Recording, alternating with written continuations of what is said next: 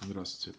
На днях с сайта GearBest получил такой вот удлинитель на 3 розеточки фирмы Xiaomi. Коробка пришла немножко помятая, но сам, сам удлинитель, в принципе, с ним ничего не случилось. Так, вот он в таком пакетике, в аккуратном целлофанчике.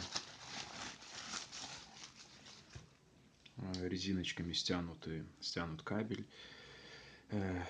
3 розетки находится, выключатель и 3 USB разъема.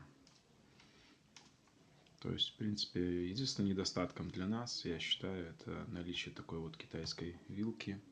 Но, в принципе, можно заменить ее просто на переходник под наши стандартные вилочки. Все, спасибо большое.